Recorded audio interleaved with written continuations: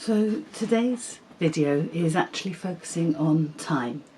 Time is something which I've been considering. It's actually my new year, and therefore we've been taking some time out of time, and that's helped me to consider the importance of time when it comes to teaching and learning.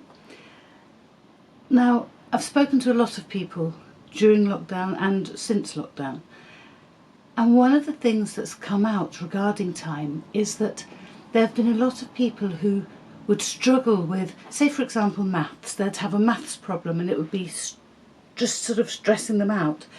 But they've got to get it done quickly. There's that pressure of time within a classroom of, you've done this, now you've got to move this, then you've got to do this, you've got to complete these in this amount of time, boom, boom, boom, boom, boom. What they found during lockdown was, if they were struggling with a particular problem, for example, they could take that problem, spend ages on one example and actually process it and work it out and think, yeah, I've got it now.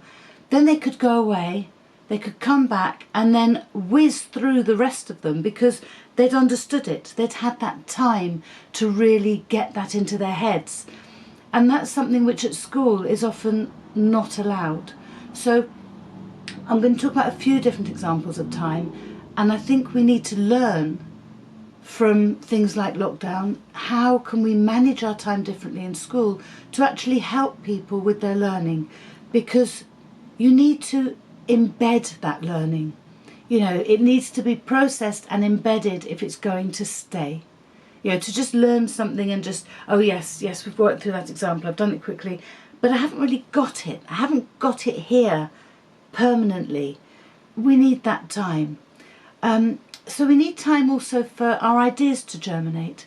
So for example, one of the things I've done when teaching is I've let children know in advance what the next thing is going to be.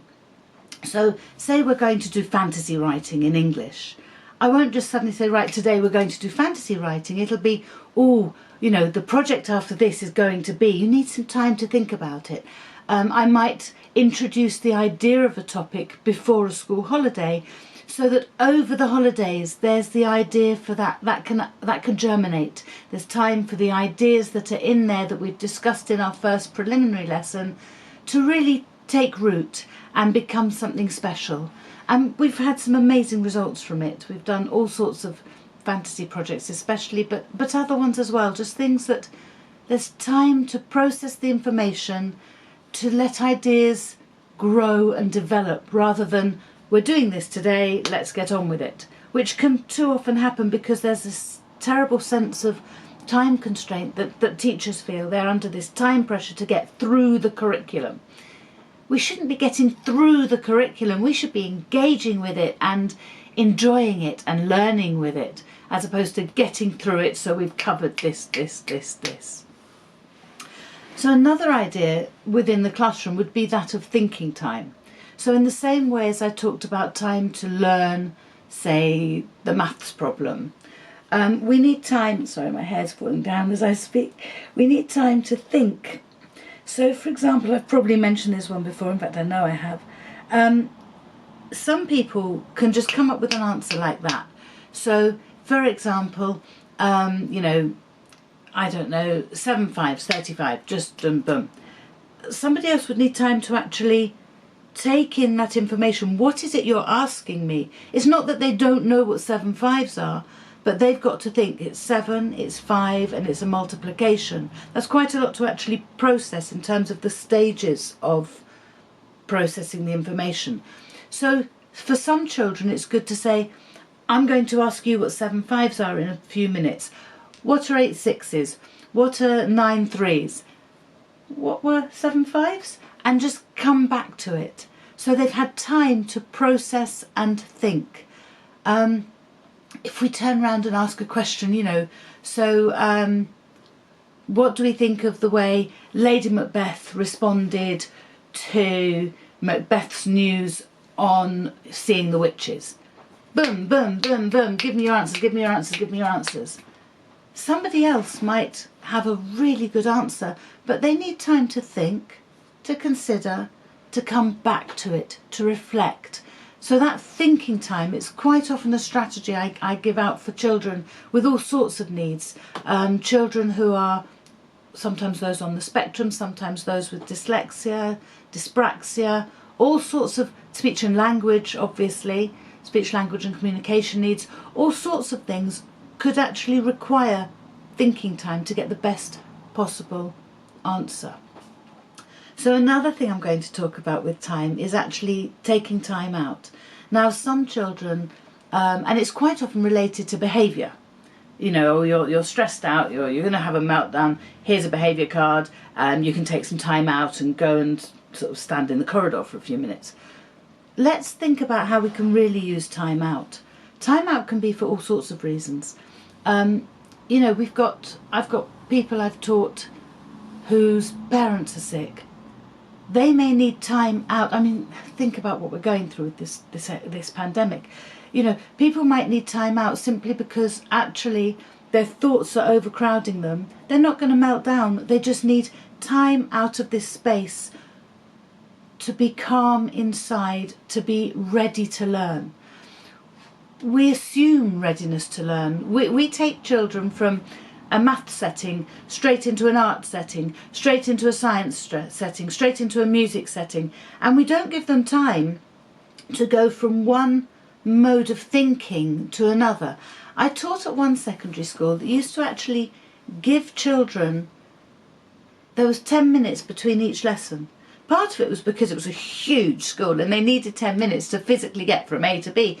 But actually that 10 minutes time, it meant they could go to the toilet, so there was less need the toilet in the middle of a lesson, but also they actually could finish off in their heads the lesson they'd been at and prepare themselves for the lesson they were going to.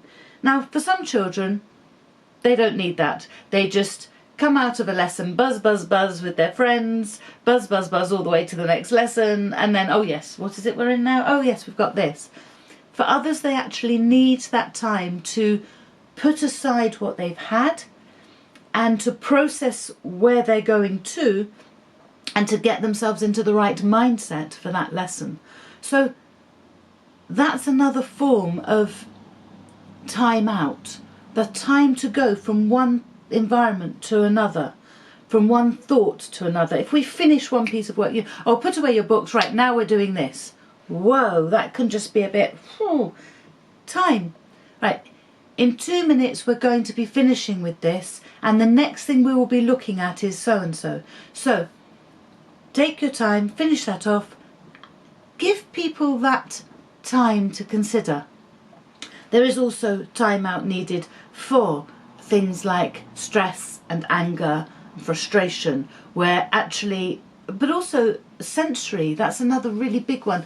So if you are in a sensory overload environment and you are sensory sort of hypersensitive as opposed to hyper is very sensitive to things, hypo is not very sensitive to things. It could be that the noise of that class is just taking over your mind and you can't think straight. It's a bit like, let me just get down my inside aspect looking out. There we go. Good old trusted Kathy Hoopman. You know how much I love Kathy Hoopman.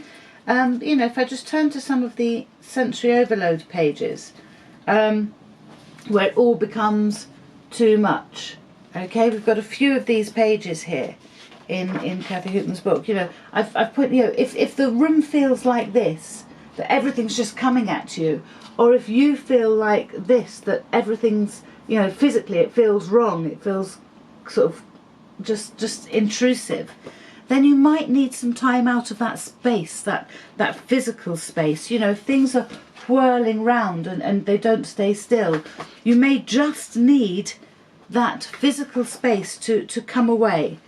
Okay, I mean, I think Kathy Hoopman just explains this so well.